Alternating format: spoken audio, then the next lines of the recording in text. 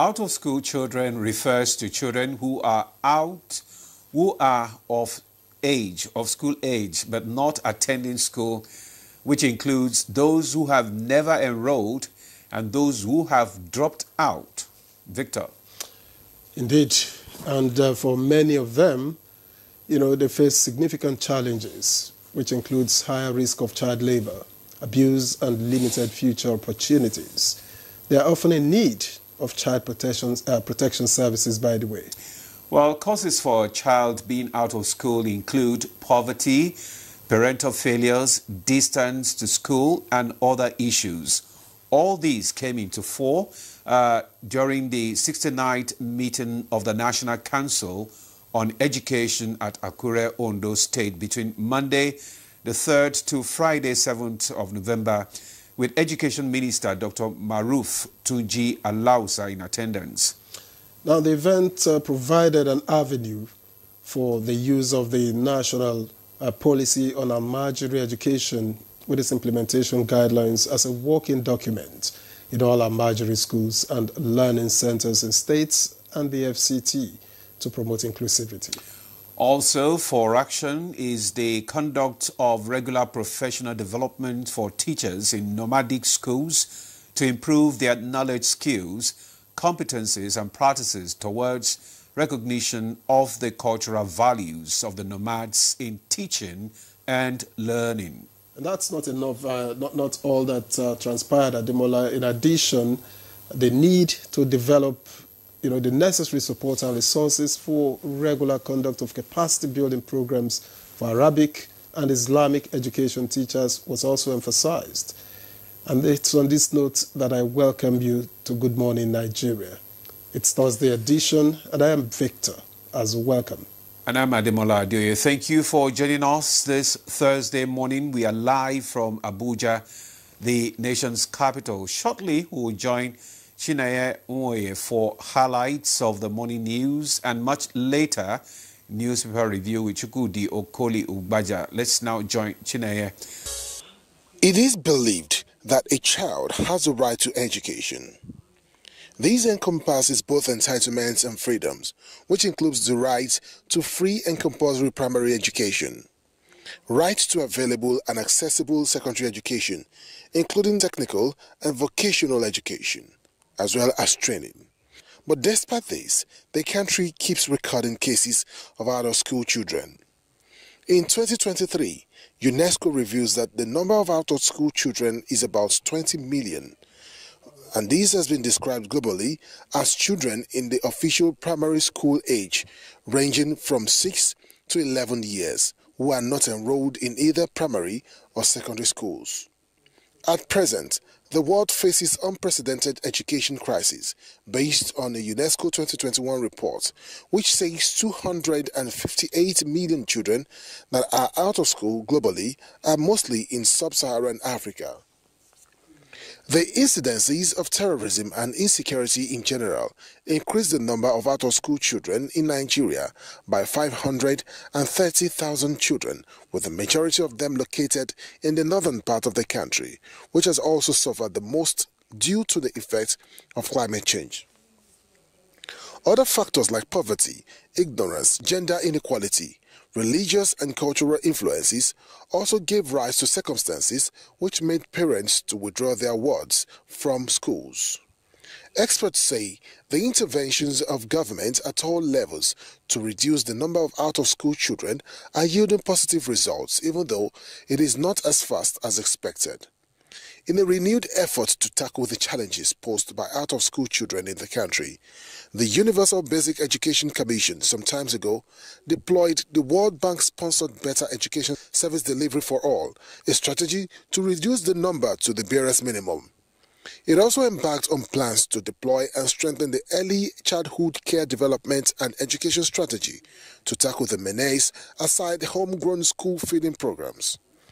This is believed to be a way of retaining students in schools with the goal of being able to recover 70% of children who have dropped out of school.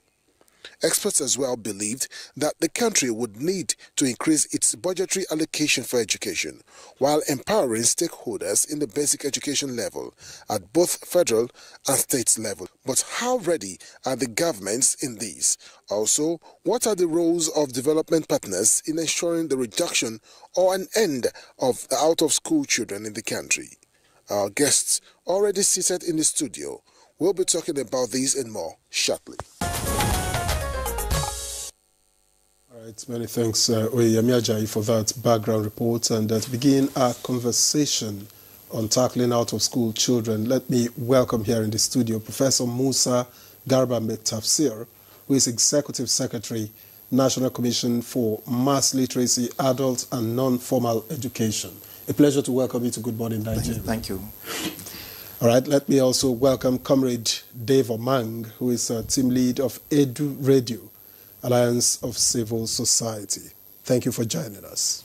My pleasure. All right. Also joining us in the studio is Nura Mohammed. Is the head social mobilization and outreach spokesman, National Commission for Almajiri and out-of-school children education. You are welcome to Good Morning Nigeria. Thanks for having me. Okay. All right, let's kickstart our conversation on this tackling out-of-school children in Nigeria. Prof, can you, let's go over it again. What are the reasons, actually? What are the challenges? Why do we have so huge number of out-of-school children? Good morning, Nigerian. Yeah. Let me go back to the olden days when I was the SUBEB chairman in Sokoto State. We conducted a research to find out some of the reasons why we have out-of-school children in our society. This came as a result of renovation of schools that took place then in Sokoto State. Okay. We renovated schools,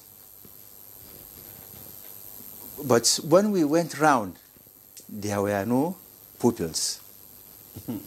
There was a village where we renovated a whole school approach. We renovated almost everything in that school. It was a primary and junior secondary school. But when we went there, there was nobody, no child in that school but the teachers. So I went back to the office. I got my people. I asked them, what's the reason? They said they've tried this, they did this, but no success. Okay. I said, okay, let's conduct a research and find out why. So the outcome of that research indicated some factors. One is poverty. Because we asked, where are the children? The parents said, some are in Gusau, some are in Zaria. Then the research indicated a family of husband and wife with, let's say, 5 children, without food to eat for 3 months in a year. The only way they can manage it is to send those that can afford going out to go and look for what to eat. And to manage the wife and the small children that cook. That's one. Number 2 is the interest of memorizing the Holy Quran is another thing. If the children would be at home, then they will not have the, according to them, they will not have the, let's say, the ability to concentrate on the memorization of the Quran. Number 3 is having nothing doing. So they send them to the Quranic school? So they send it to Al-Majiri schools in all over the places. Number 3 is lack of something doing during the dry season in our villages. Okay. That's the reason why immediately it starts raining, you look for those Almajiri boys in some places, you not find them. They've gone back to their villages because they've started farming activities, grass selling. Then they will go back to their villages. These are the three things. So what we did to change that narratives, during that time, the governor was giving us a running cost enough because he was giving us 10 million every month. Wow. So we use part of that money to discuss with the parents that if we can provide breakfast feeding to the children, can we bring back your children from Gusau and other places? They said yes. I said, okay, we are coming tomorrow. The following day, we bought bread, these small loaves of bread, 10 naira, and sachet of pure water. Where we found 7 pupils, we give them bread and water. Somewhere 19, we give them bread and water. Then we told them we'll be coming back. By the time we went back the following day, the classes were full. They told the others. They told others. The classes were full. So because of that, we said, okay, this is the solution to that problem. Let's take 5 schools in 5 villages to see what will happen. Then we went there, we called the parents, the teachers, everybody. This is what we are bringing. We'll bring you the raw food, just rice and beans and oil. That's all. The following day, masa. And then what we needed to feed a child was just 25 naira. Wow. We bought the food, we submitted. Then we said, okay, this is food from the primary board. Now your responsibility is to cook the food and bring it to school and divide. I'm telling you, the enrollment, we had to send some children back until another year. So this research has shown us that if there is proper care to the less privileged, definitely this thing will be reduced to the minimum. In other words, you are citing poverty as a major as one of the factors. All right. Exactly. Thank you. Comrade, now you work closely with grassroots communities. Yeah. What are you hearing from the field? Is it the same as what Prof is saying? Thank you very much. It's a great privilege to be seated beside my prof here, my Oga at the top, and my Oga here. I've worked closely with him. And it's unfortunate. What Prof said is just there. We have this, this myth about Western education. We have this thing about socio-cultural. We have this thing about religion. We have this thing about economic, just like he has analyzed. And we have the general perception. And we have insecurity that's hindered, that's made people from a particular community to either migrate or move from one particular place and not being able to go to schools. I was privileged to work with, as part of sensitization with the Almajiri Commission, that the Commission sent us to certain locations as a pilot. And I was privileged to be in Cross River State, and I went to so many locations, fisher folks, within the riverine areas and all of that. Poverty is a crime. I tell you frankly, I went to a location that I wept. I physically wept because there were 6 children. The woman said, what is education? That all she's looking for right now is to feed. And as she is right now, if she can't feed these children, how are they going to go to school?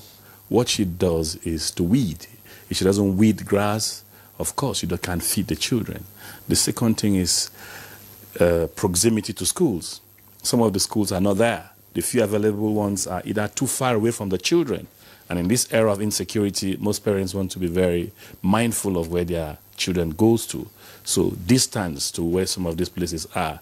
Then the third is the very unfortunate state of some schools within some of those communities. I tell you frankly, I went to one of the primary schools. They were learning outside on that tree. Whereas now they said the rooftop of the school was blown away sometimes about 7 years ago. And the most important thing, as part of the report, was, look, some had schools, they couldn't go to school. Some couldn't go to school because of so many, among the reasons I had mentioned. And here you are. Either the distance is too far from you, or there's problem of how to eat first before going to school, and all of that. Now, it is very obvious, it is clear that poverty is a problem. And they now said one thing: what do? Get schools close to us.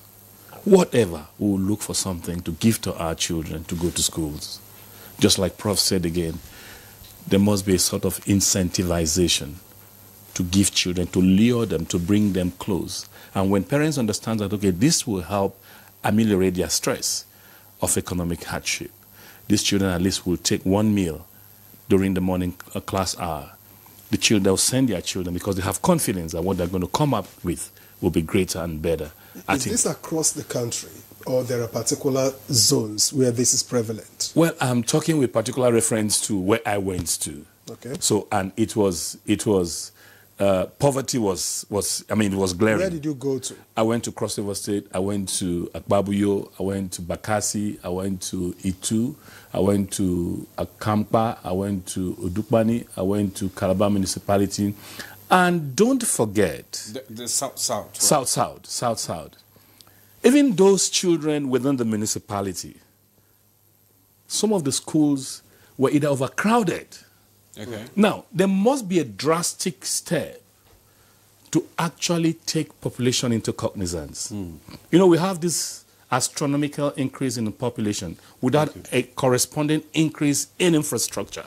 All right, okay, comrade. We're going to talk about those providing solutions to the challenges that we're tackling. Let's bring in Nora now, who is the head social mobilization outreach spokesman, National Commission for Al-Majiri. I mean, some of the challenges have been highlighted, like poverty and economic factors, cultural and social factors, and insecurity. And conflict in some areas, lack of infrastructure. What about government policy? I mean, from your own perspective and from the research that you have carried out, especially with the Al-Majiri schools, what is your perspective? Thank you very much. It's pertinent we first have an understanding of what our commission is all about. It is a creation of an act of parliament. It came into being at the twilight of the Buhari administration in 2023. And the reason is to cater to the needs of the millions of Al-Majiri and out-of-school children in the country, provide a multimodal system of education where we have skills acquisition and the like. Now, it's very important we make it clear that there is a difference between Al-Majiri and out-of-school children. The Al-Majiri are not out of school, absolutely. They have a school where they learn the Quran and perhaps other Islamic subjects. They have a teacher, they have a curriculum, you know, which they use in acquiring the Quranic knowledge they pursue.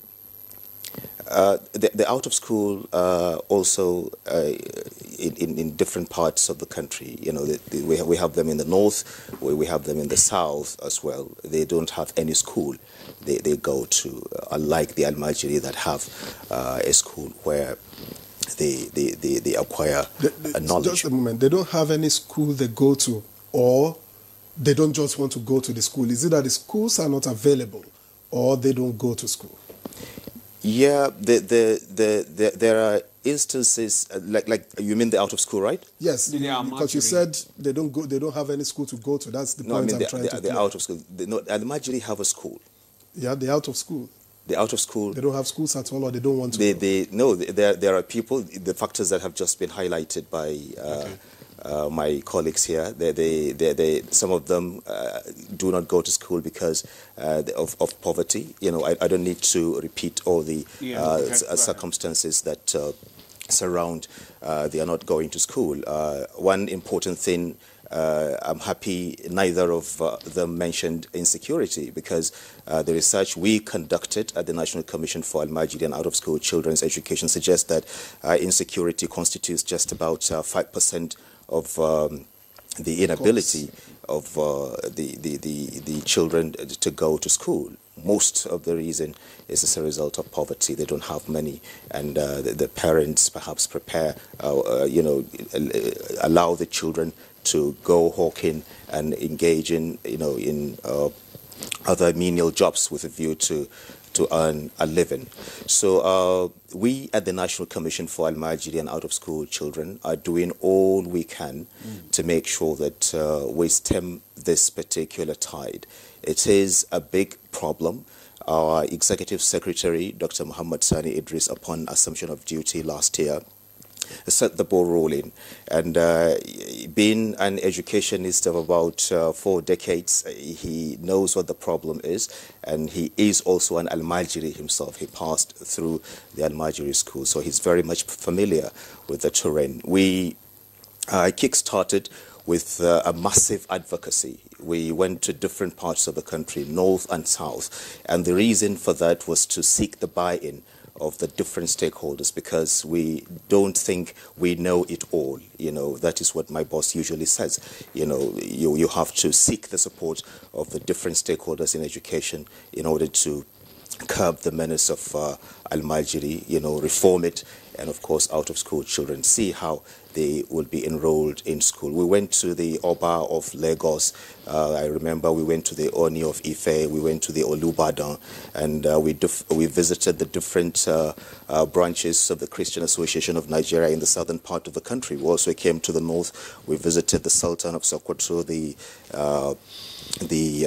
Shehu of Borno, and other prominent religious leaders. The Sheikh Dahiru Usman Bauchi, a very prominent Islamic scholar, under whom most of those who are into this kind of system of education are. And we're happy he, at that time, publicly endorsed the infusion of Western education into the curriculum of Al-Majiri. And I'm happy we, little by little, solving the problem. And that's the situation at the moment. All right, thank you. Thank you very much. I just wanted to find out, your commission was created to help absorb out-of-school children, to take children off the streets. That's right. So where are we with implementation, for instance? Yes, as I said, after this particular massive advocacy, we came up with a retreat, a dual retreat, one on Al-Majiri, on the other on out-of-school children. We were hosted by the National Security Advisor. We brought together very important personalities, the academia, the prominent religious leaders, the civil society, and they came up with a master plan, a strategic master plan, 2025 to 2035, which we would use in order to ensure that in the next 10 years this problem is solved and we don't have out-of-school children, and we reform the Al-Majiri system of education. We, at the moment, have about more than 100 learning centers. We carried out a massive mapping of out-of-school children a couple of weeks. It ended a couple of weeks ago, and we were able to map 700,000 out-of-school children in the country. And we took their data. You know, a lot of the factors responsible for their not going to school have been highlighted here. And as I said, just 5% of that reason was just insecurity.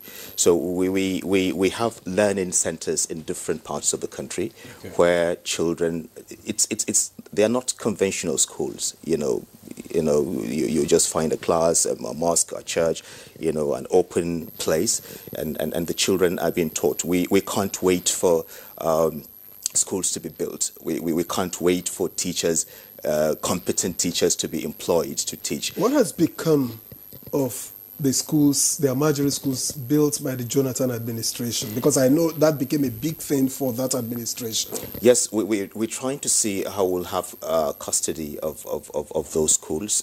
Some of those schools have been utilized by the different states where they are located. So for different purposes, other than for which they were built? No, they have they have centers where the Almajiri have been taught, and some have converted them perhaps to normal schools, not necessarily the Almajiri schools, and they're being utilized. So what we're doing is to see, since there is a commission now, to see how we'll have those schools, collect them and put them to good use as time goes on. All right, thank you very much, Nura. Let's come back to Prof now. Prof, you are the Executive Secretary, National Commission for Mass Literacy, Adult and Formal Education.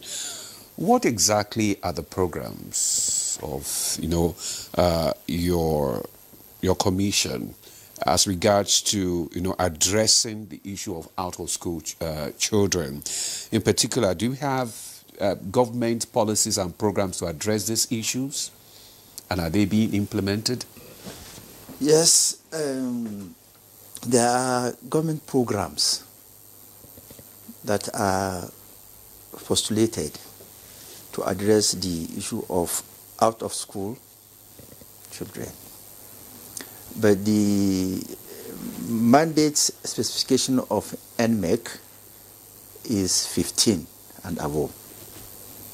And this age group are the real problems of our society. 15 and above? 15 and above. What about those maybe from 6 to 15? Yeah, 6 to 15 belongs to Almajiri school. Oh. But in psychology they say the responsible adult you see today must have been the well-trained child of the past. And the irresponsible adult of today must be the short-trained child of the past. So the Almajiri school will have to lay the foundation. After laying that foundation, then back to NMEC.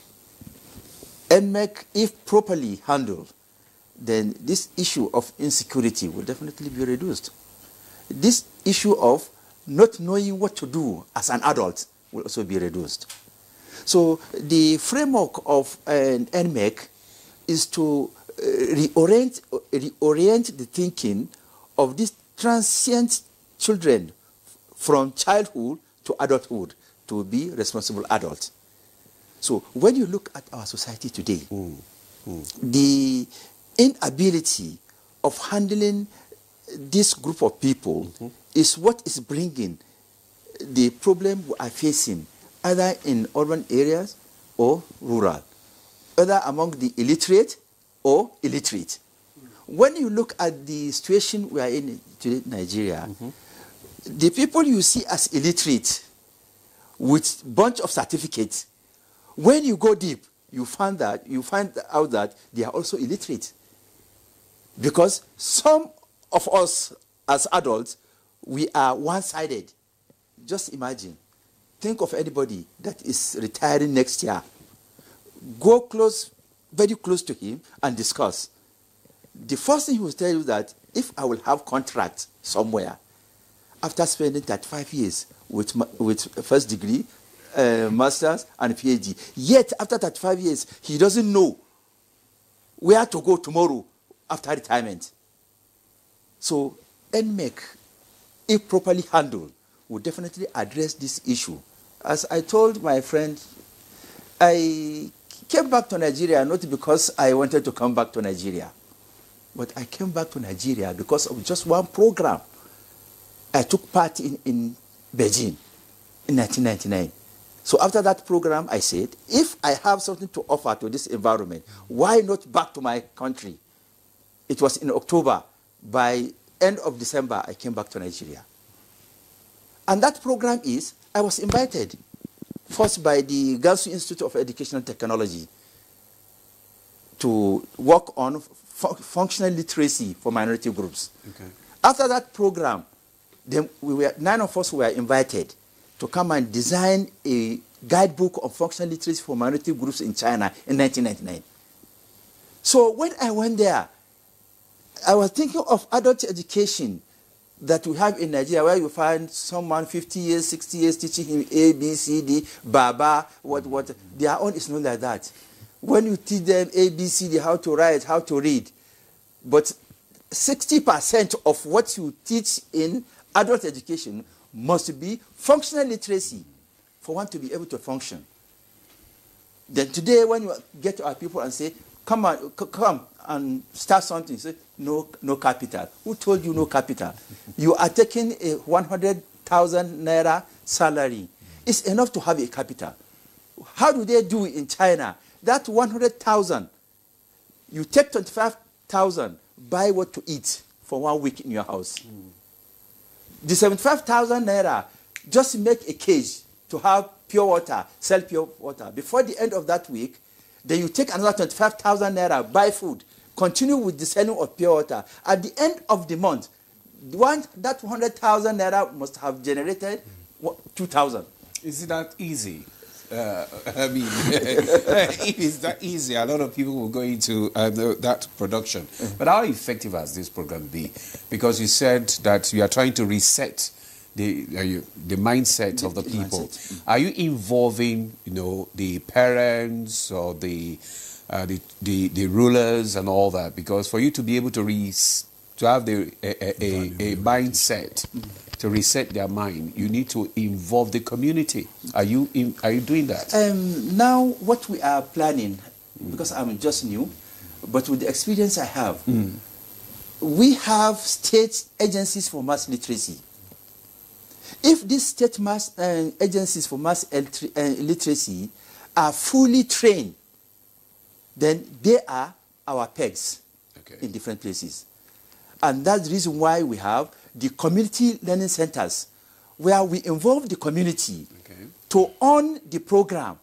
Then we teach them how to manipulate things and make the thinking redirected towards having a functional literacy in our society.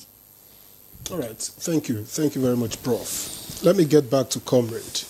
Now, in practical terms, Comrade, what innovative models, perhaps since you work a lot with the radio, through radio is most effective on the ground in terms of, reaching these out-of-school children? Okay, let me firstly appreciate the Honorable Minister for actually identifying with ACSITE because of what we do and because of our model. Our model is a triangular bottom-top approach. This is a triangle, right? The policy comes from the top, but the emphasis is on the ground because these people are right in here. Now, this bottom-top approach, like Prof said, firstly, community engagement is one of our model. Identification and registration. Secondly, profiling. Now you get to a community. You don't just get to a community. You must meet a village herd or a religious leader who is in charge of that community. Like my friend and brother here said, the spokesperson for Almajiri, I was privileged to be in the team that went to see the Ooni of Ife, the Oba of Lagos, the Aloja, and the likes of others. It was a wonderful engagement. You know why? Because they were impressed. They own this thing. When you talk to them, they take ownership. They have their influence. The religious leaders who either belong to one sect. You're either a traditionalist, the chief talks to you.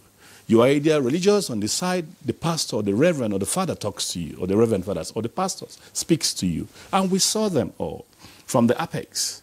The Khan chairman, in the state chairman, Muslim in those other side, Christians on this other side, and all of that, because they have a great role here to play. The local influencers, the national influencers, the youth leaders, the market women. When you speak to them, they have a value chain of a multitude of people to speak to.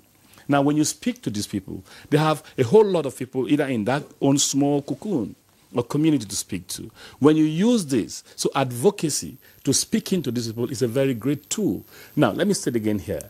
When the Honorable Minister of State came in, Honorable Minister of Education came in, he introduced a NESRIA 6-pillar model. And the NESRIA 6-pillar model speaks gloriously to what we are looking at generally in the new education model.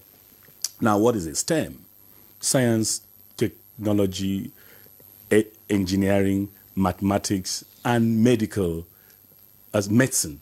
Now, when you give these people opportunity, some were given the Nelfon loans, opportunity for scholarship, so that technology will be driven, encourage people to go to schools. The next is what? The TVET, Technical, Vocational, and Engineering Training Education. Between when he came in, they've enrolled well over approximately 2-point-something million people. Now, in the federal science colleges, federal technical colleges, they've enrolled well over 150,000 people within the shortest possible time he came. Because he said, when you give opportunity for people to learn skill, be innovative, skill and be what do you call, ability to think, creativity, it helps. Then the next point is the girl-child education. Now, how is the girl child going to have more access, opportunity, equity in schools? Then the next step, very important, is data and digitization. It is very key. Don't forget, too, that oftentimes we depend on UNICEF for our data, right? Now, in the dashboard of Almajiri and the dashboard of MNEC, they had real-time information. I remember when we went to the field, firstly we were informed, okay, we can take pictures, and all of a sudden they now say, no, you must use GPS photo location. So it tells and gives real-time location of where you are and the information you are feeding back. And what do you do? In data analytics, if you don't have good data and don't analyze well, it falls planning. Right? So in that dashboard and the dashboard of MNEC, this is what they have done. Now, it helps us at the grassroots. Then the next point, again, is teacher training or quality assurance or quality education, teacher development, and alignment of our curriculum. Those are the 6 pillars the Honorable Minister has brought on board. You know, there have been every state tries to run along with his or their own curriculum. But I say, no, there must be an alignment of curriculum. There must be teacher development and training. Do you give what you don't have? No, of course, you only give what you have. And the world is evolving. And because the world is evolving, the teacher needs to be trained and retrained to be able to pass such knowledge downward. Today we are talking of AI. Some children call AI today. Don't teach them. They'll be looking at what is AI. You know, so let's move with the world so that the world doesn't leave us behind. So we have identified these tools of communicating this because now at the state level we'll have our state coordinators. At the local government, we'll have local government desk officers. Within the wards, within the well over 120 units, polling units, they are not just there for electoral purposes. We want to make use of them by bringing what we call the local ambassadors, who will be the chiefs, who will be people, they are themselves there. Our local government local government desk officer will identify them. Now, there could be those local chiefs, the women, the youth leaders, the religious leaders, the traditional leaders. They could speak to their own. And once that psychology of relieving you and knowing the importance of education comes, it begins to encourage people naturally to want to go into school. Now, what is your challenge? Your challenge is identification or location of a school within reach. The next step we are talking at, how are we going to incentivize them? How are we going to encourage them, just like a bait, to lure them to come to school, the school feeding project? And I tell you frankly, too, that the Honorable Minister has graciously given aside or identified or has asked aside. We have members representing us at Almajiri Commission, NMEC, NCNE, the school feeding, and other private school initiatives.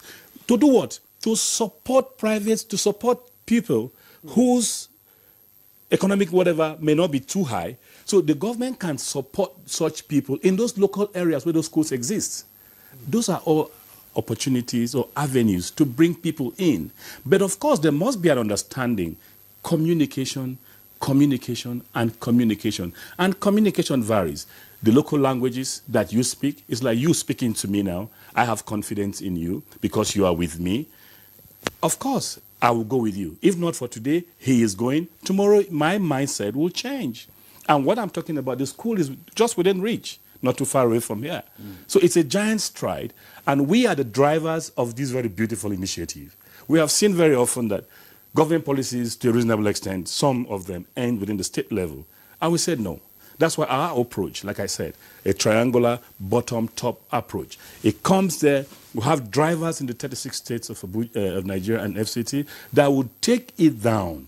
And with the data collection that I have stated here, which is very key. It's hard to reach communities? Yes, hard to reach communities. That's why I said. Now, like we have approximately 120 electoral wards. Now, is it not there for the politicians? No, we want to take advantage of them by bringing in what we call the local ambassadors, educational ambassadors. Who are there? They are people settled there, living there, owning their own, being there to speak to themselves. Then in the well over 9,500 wards, we have our local government desk officers. This policy comes straight down. Now, the school I was telling you of, I went to the school, it's 7 years. You'll be shocked that the state, the SUBEB chair in that school might not be aware of what is happening there. So it will now help the SUBEB, whatever, in those locations. It's okay, we have identified the school in this location. This is the current state. Of course, when there's a Google location to tell the state, this is the current state, of course you'll do something. But when it is not done, of course we bring it to the fore of our guys at the top, our guys at ENEC, and our guys at to say, this is the current state of this. And of course, they came out on the 69th National Council of Education meeting to harmonize. Commissioners were there. Permanent secretaries of education were there, directors were there. These are all steps to see that they all align their agenda towards a new era of education. Now, I've been thinking, yes, because sir, one more thing that creates this gulf is mistrust. And I'm going to ask Nura, what is the relationship between your commission as a government agency and the traditional Almajiri schools? You had said earlier that you've been trying to get the schools that are built. That shows there's some, friction somewhere. How do you relate with them, so as to do your work and achieve what you are supposed to achieve? Well, absolutely. We can't say there's any friction at the moment, but we know a system that has been on for a very long time, over a century in this part of the world.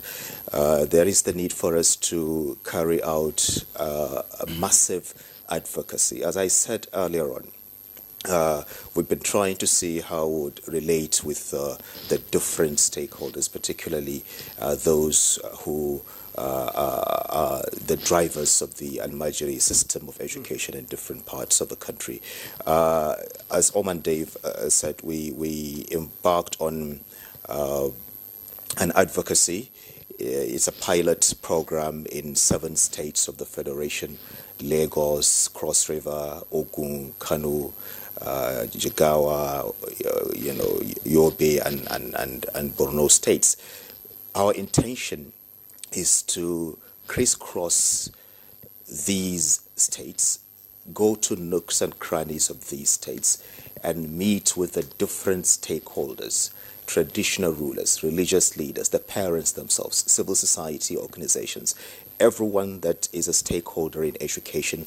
Let's see how this problem would be solved. Let's see how the Almajiri system of education that is confronted with a lot of challenges would be reformed. Let's see how the millions of Nigerian children roaming the streets of this country, you know, usurping the front spaces of people's houses, begging for alms and the rest, how that would be stopped and the system is reformed. As I said at the outset, we visited the revered Sheikh Dahiru Usman Bauchi. We're all aware of how influential this man is, especially when it comes to issues having to do with this Angaya. He is the leader of the Tijaniya movement, and those in the Tijaniya sect are those who most of whom are into this Al-Majiri system of education. And he publicly, during our courtesy call on him in Bauchi, endorsed even the infusion of Western education into the curriculum of Al-Majiri, which hitherto was not even an issue to be discussed because of the strong aversion, if you like, they have for Western education. And we also visited the Sheikh Balalo in here in Abuja. We visited Sani Hayajingir, Sheikh Sani Hayajingir in Jos, and other prominent Islamic scholars. And little by little, we are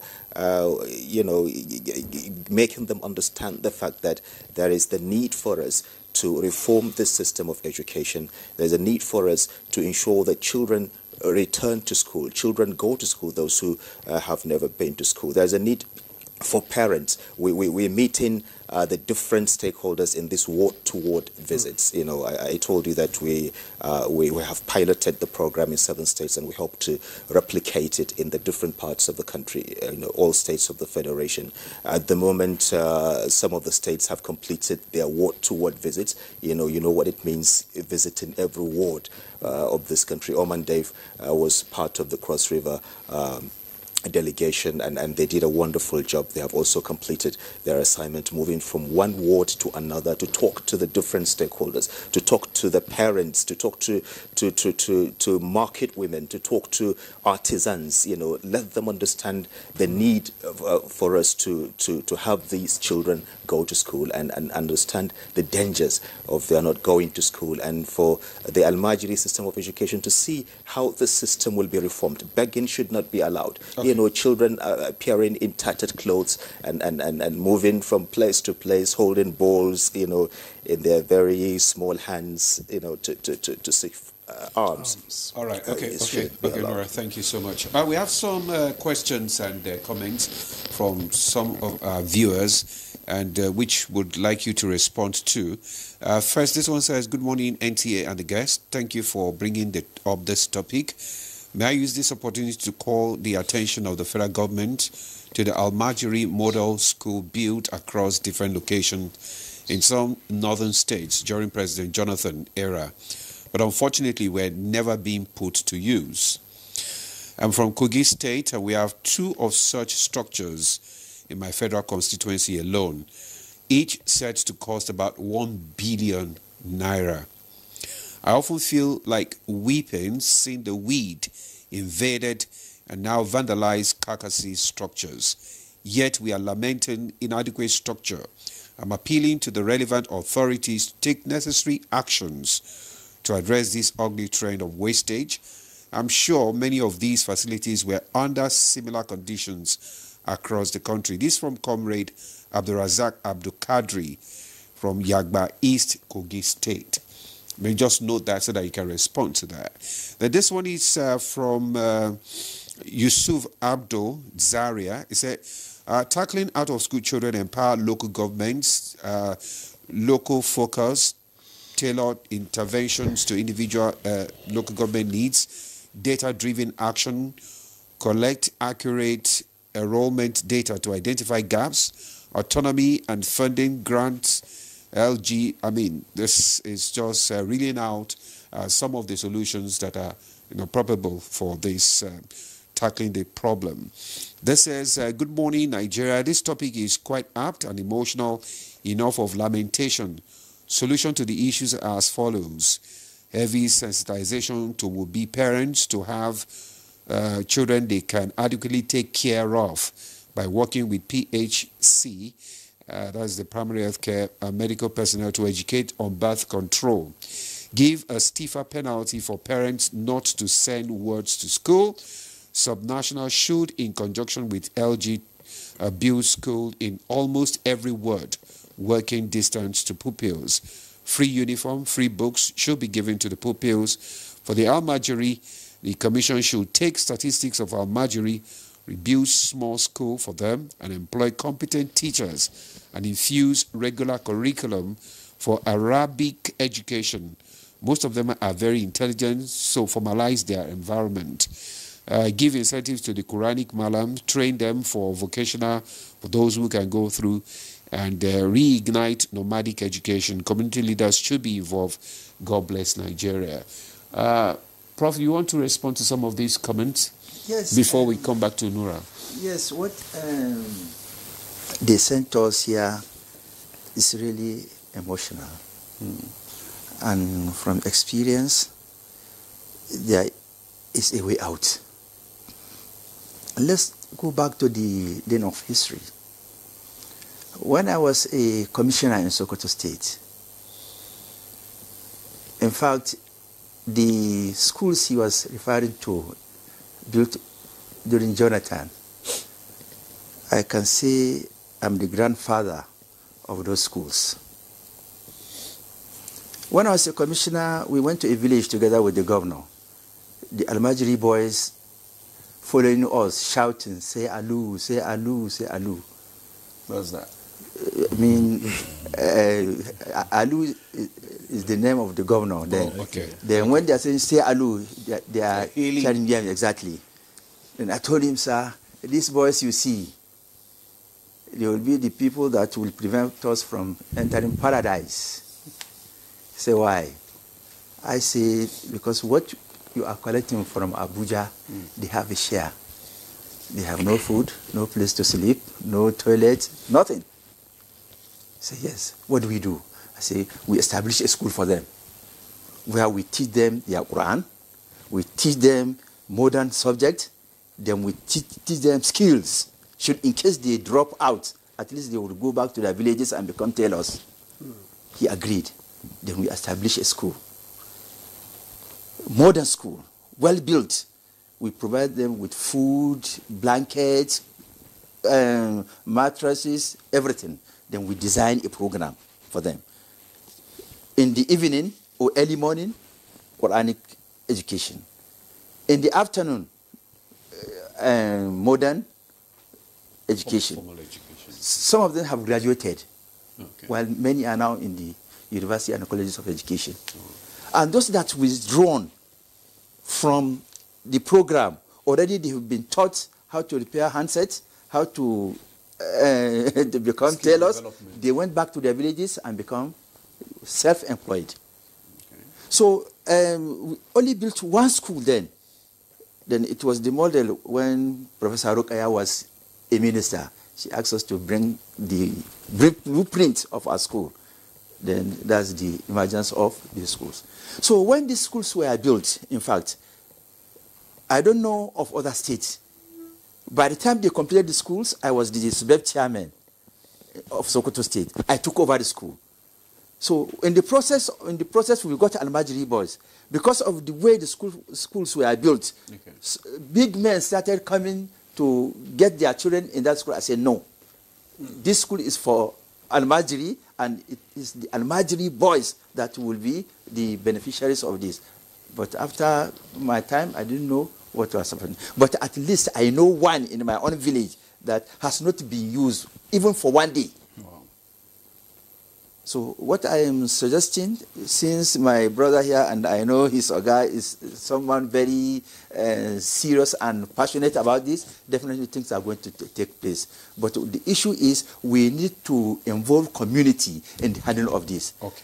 It's just like what you said before. We have a community in Edo State, Igara, in Edo, something local government. Our community learning center is now handled by that community. Let me see what they sent to me yesterday. Very interesting. They handle the school and the program. Everything go. Now see this. No, really. Okay. It's a picture. It's a community of that place. Is this something that the camera can pick? Just a picture. Yes, when you see it, you see the cross section of the people there. Yeah. The Muslims, the Christians, male and female. They own the school. They arrange a program for themselves where they teach their people how to make soap, how to do this functional literacy. So what is there? The most important thing is, as far as we are concerned, we are going to involve community. At least the government will do its own part. The community will mobilize to own these centers so that no matter how, they will continue to benefit from it. Besides the community, what about the NGOs and others? The NGOs are really doing well. When, as we are going now, at least 30% of our program are being handled by the NGO. So we are really directing these issues to the community, NGO, and the government, so that the three can come together and make headway. All right. Thank you very much. Before you reel out yours, maybe you can respond to the Al-Majiri's... I think we should go on break first, so that when we return... No, we still have 3 minutes. We have 2 minutes. Before, when we come back, you reel out, then you can respond. Okay. The Al-Majiri comments. Yes, as I said earlier on, we, of course, first of all, have to say well done to former President Goodluck Jonathan, who felt the Al-Majiri system of education had to be reformed, and the Al-Majiri should be given a befitting learning environment to learn the Quran and other subjects, and of course acquire skills. About 157 of them were built in different parts of the country. I remember when my boss assumed duty last year, we visited some of those schools. One was in Sokoto State. But the question is, they're not serving the purpose for which they were built. Yes, so what is happening? yes. Our commission is new. We have just come on board. Okay. And, a lot of engagements, really. Part of them is trying to see how we'll take possession of these schools. We have kick-started the process, and some of the lands have even been encroached. So we're trying to see, it's a long process, really. We're trying to see how we'll acquire, take possession of those properties, of those lands, so that more, the schools will be renovated and they're put to good use. So you're on the recovery process now? Absolutely. All right. Victor? All right, let's take a break so that when we return, the program continues. This is Good Morning Nigeria.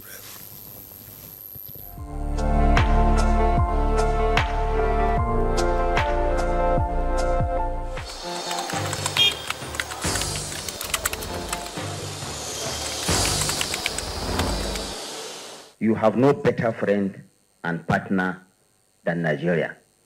Let this unveiling today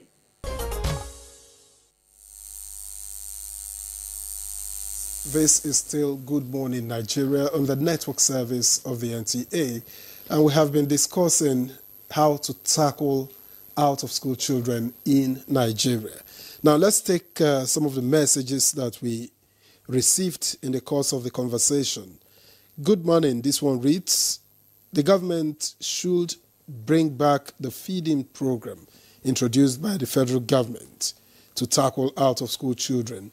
And that's from Yosui Bernard, Wanune Taka, local government of Benue State. Another one from Chikedim in Warri Delta State. Out-of-school children is a serious concern in Nigeria, especially in the northern region, where there is huge number of Almajiri children loitering aimlessly in the streets. The current administration under President Tinubu is working to address this issue through initiatives like NELFund, which provides loans to students in higher institutions. Some state governments, like Anambra, are also taking steps to make education more accessible by offering free education from primary to secondary level in public schools. Another reads, tackling the issue of out-of-school children requires a multifaceted approach that addresses underlying causes and creates access to economic constraints and provides financial support, such as scholarships or stipends for families. All right, he goes on to list some of his views on how the issues can be tackled, which we can't take all of them indeed. Thank you very much. And from Mohammed Onotu Abdulganiu from Apapa, good morning to you all in the studio. This is another important topic again. I must say you can only tackle out-of-school children's education if the government is bold to call a spade and the people are given proper orientation by those who mislead them. There is a saying that those looking for free things get nothing. Several institutions have been created in the past to address the same issue to no avail. So changing nomenclature will not solve the problem, but an opportunity to exploit this center. All right, thank you very much, Onotu. And from Ahmed Babadikwa from Maiduguri, tackling out-of-school children in northern Nigeria requires a multi-pronged approach that addresses the root causes. Key priorities should include community engagement, economic support, flexible learning, improving school safety and quality. Success depends on a coordinated long-term effort from government, communities, and NGOs. Another one from Abdul Ibrahim in Lafia. In what practical ways can communities and individuals contribute to bringing out-of-school children back into classrooms? Is the one in Lafia functional? Well, I guess Dave will be able to respond later.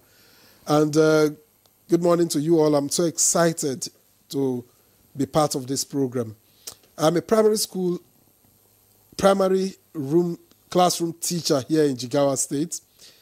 Being a teacher, my observation is that government must intervene 100% to give maximum support to the education sector.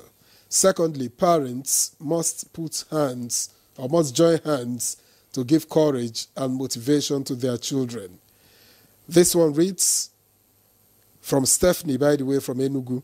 Concerning the feeding program, one of the speakers talked about the program as not being functional anymore.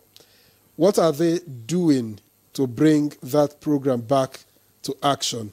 And finally, from Omololu BA, my question is, does the Almajiri Commission and ISMEC, I didn't quite get that, I think NMEC, it means, have any intervention for those children in the orphanage homes at all? If yes, please elaborate. If no, tell us why. So perhaps we start with the last, if it's something you can respond to, Nura. Yes, we are exploring all the avenues to ensure that children who do not go to school are enrolled in school. Those who have dropped out of school return to school. The Almajiri system of education is reformed to eliminate all the social vices that are unfortunately associated with it.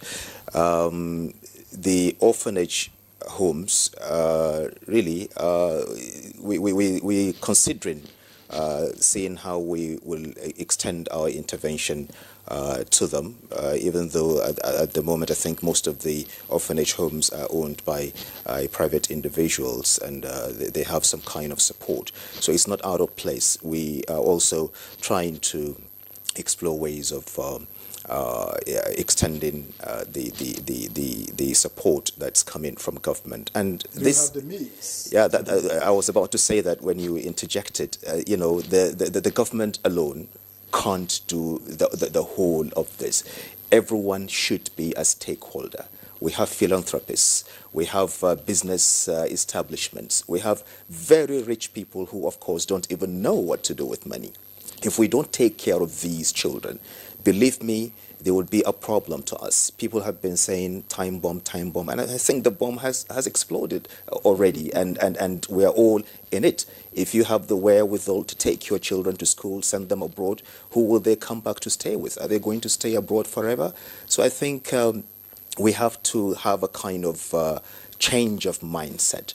Let's own this particular issue. Believe me, if we all come together to rescue these children, government may not even have to have a hand in it. We, the people, have the wherewithal to do this. If you go to the different parts of the country, go to the different streets we have, you find very influential people, you find very rich people whose children go to school, and you have a neighbor whose children do not go to school, and those children are the ones that become a problem, and they're holding everyone to ransom. You're reaching out to this what to do? Yes, absolutely. We have kick-started that, and inshallah, in no longer time, you'll begin to see. Okay, Dave, positive you want to results. respond to some of these comments? Particularly the one that talks about communities and all of those. Well, what I've discovered again is when there's no community engagement, when there's no community ownership, the community looks at it aloof. Because fortunately, I was a communication consultant with BESDA, and opportunities and pilot states were Ondo, Adamawa, and Katsina, the Oak states. And despite the intervention of government to build some of these schools, you still discover that people go there to vandalize or take some of these things. And because oftentimes maybe we have the SBMC, the community where they reach out to them and all of that. But if they don't take ownership, they look at it as a government thing. They are not interested. So their psychology need to change. The myth about education, what education is, what education can do, need to be talked to, need to be introduced to them. So they take ownership, they own it. And when they own it, they speak to it. They encourage their wards or children to go to schools. Now, very importantly again is, when they don't take ownership, vandalization becomes what's the word? Inevitable, right? Now, but when they take ownership, they look at it, they follow it up, and sometimes too, because they are given opportunity to air, to discuss, to be part of the system of ownership, they take full ownership, then of course progress goes all the way. Very importantly again, you see, driving this thing to the local areas, sometimes there are some models that aren't working. And I must give it again to the Honorable Minister to say, the NGOs have a role to play because they are scattered all over there. Whereas there are some that are there, they're not here. But the NGOs that are engaging with the people will help to carry out this sensitization. Okay. And once that is done, adequate sensitization. There was something, while we're doing that of Almajiri the last time, they say, own up a child also. There was one that says, you can take like ownership, I mean, like a child in the community, if you have the wherewithal, then you can now say, okay, whereas a child stays with the mother, you pay the school fees. You take absolute charge of his or her fees. You know. Then secondly, again, you said something about philanthropies and all of that. Now, we are thinking of an approach at the level of ACSIDE. When the program is progressing, these schools are dominated or are sited or located within some Joe zones. It's possible that there could be a factory. It's possible that there could be a company. It's possible that there could be a philanthropist. Can we use CSR to engage them? Now, the CSR is identifying the problem of these institutions or schools around those areas and said, Company A, Company C, this school is located within your area, your location. And these are A, B, C, Ds we have identified. Please take a look at them. All right. We are not saying give us money, but see to how you can engage. It's either borehole, it's either books, it's either laboratory, it's either classroom blocks, it's either renovation. And of course, I tell you frankly, the school will oblige. Okay. All right. Thank you so much, Dave. We have more comments and questions here. Because of time, we'll quickly reel them out for Prof to respond to. And this one says, good morning to the men in the house this morning. Men hostel today. Well, the women are busy. I'm Stephen John from Ikere in Ekiti State.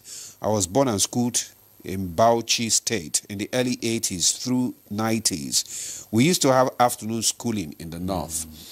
Most parents, because of famine, won't allow the child to go to morning school. If that can be worked upon now, it will help these children. It's a suggestion. Good morning, Nigeria. I'm glad the key here is the prof who has humanity reside in him. I have a bike man whom I encourage to enroll in literacy school in Karu, Abuja. He's in senior secondary school now. Let every one of us pick one or two depending on your capacity and send to school. Awesome. Just like you said, service to humanity is paramount. Sure. That's Alhaji Yusuf. This one says, this one is from Chukwu Neme Ifezu from Ojo Local Government, Lagos. It's a thank you, presenter, for this vital topic today. In Ojo areas of Lagos, we have a lot of children in Alaba, Rago, Okokomaiko, where children moves around the bus stop begging money from road users. I think we need to sensitize parents of these children to understand the need for education. Good morning, NTA, from Musa Abubakar. The Commission is really doing excellent with their efforts, and I have no doubt they can succeed with a decade. But where do local governments come in, knowing that their deliberate negligence is responsible for the federal government's taking over their responsibility? As an adult educator, overpopulation is the cause of almajiri and out-of-school children who wander from homes. Solution: produce children you can take care of. That's from Etim. Etim is from Calabar, Cross River State. This finally from Sani, Kaduna. Good morning, presenters, Professor Musa and Dave and Nura have analyzed all. Poverty is the issue. Give the children food, they will come to school. All right, Prof, in less than 3 minutes. So, based on one of the issues sent by one of the speakers, in the current strategic mapping we've done, and we will continue to do, is to extend our services to the orphanage home, where we have people that are being produced, getting prepared to come to the larger society. So we will get to their places, get them literate in literal sense and also in functional literacy. The center is being extended to the prison environment where where people are there, and some staying for years, coming out without having any direction to go. So we want to be there to start doing the needful, so that by the time they graduate from their service there, then we are making arrangement to have functional starters for them. For example, now someone has been taught how to become a good tailor. On discharge, he will be given a machine and other materials that he will go and even some money to go and find a shop to start making his life functional. But is this in collaboration with the Nigerian Correctional Service? Because these things already exist. Exactly. So we are trying to improve upon it. Okay. So the issue, someone raised the issue of funding. Definitely, if you look at the number of people in Nigeria, if we rely on government to do everything, it will not be possible. So we are now making links with our friends out of this country, that we are making links with those that are interested, individuals and NGOs that are interested in giving assistance for the development of humanity in the global environment. So if this is actualized, then the government will be notified and follow the due process of getting the assistance from the external environment. All right, thank you very much, Prof. Let me quickly get to Dave as we wind down this conversation. How do you make education more relatable to children in marginalized communities so that they see the need for them to get education for their own future good? In 2 minutes, please.